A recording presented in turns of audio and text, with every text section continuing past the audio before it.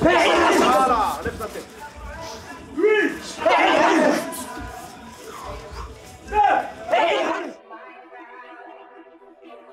J'ai hâte d'avoir une édite dans le stade avec les gens qui gueulent, un vrai combat de fou, un vrai beau finish, une vraie guerre.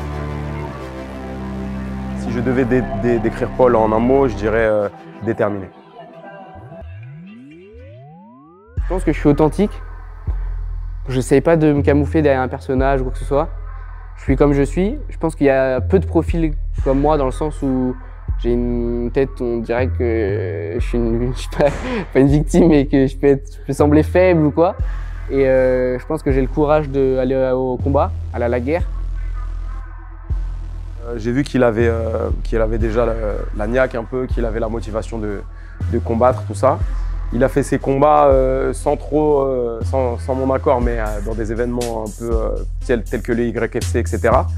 Et je lui ai dit, si tu veux passer après à d'autres types d'événements, notamment du MMA amateur, etc., il va falloir structurer ton entraînement autrement. Et puis il est resté très, très discipliné. Donc les gens voient l'ascension là sur peu de temps, mais c'est ceux qui s'intéressent vraiment et qui ont vu la chaîne YouTube par exemple depuis le départ, ils voient qu'il y a eu beaucoup de travail pendant des années et qu'on dit souvent qu'un succès d'une nuit, c'est en fait des années, c'est le résultat d'années et d'années de travail en amont que souvent on ne voit pas. Et, la particularité de Paul, c'est qu'il me fait confiance à 100%, donc ça c'est plutôt chouette. Il est très discipliné et donc avec le temps, la formule discipline et confiance, ça fait des résultats quoi. Et en plus, il a une particularité, naturellement, il est plutôt explosif et athlétique. Donc les trois mélangés font forcément des résultats. C'est une très belle organisation, mais honnêtement pour moi la ceinture ça ne veut pas dire grand chose. Ce qui veut plus dire quelque chose pour moi, c'est l'engouement qu'il va y avoir autour du combat, le finish que je vais faire, l'énergie, que ce soit un beau show, que les gens soient contents d'être là, les gens se souviennent de cette soirée. Maintenant, je suis une tête un peu à faire tomber et il y en a beaucoup qui veulent prendre ma place ou avoir la visibilité que j'ai.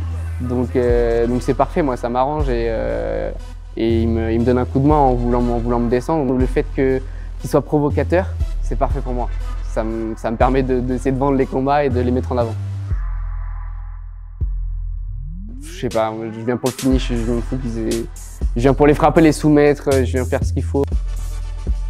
Sa faculté, c'est de rester concentré, d'être compétitif et puis il impose sa volonté sur l'adversaire de par sa méthode de combat. Je pense que je prends en skills techniquement, je pense que je prends en puissance, je prends en vitesse, en explosivité, en coup d'œil, en sérénité. Donc je pense qu'il peut faire très mal. Qu'il a déjà fait mal et qu'il va continuer de...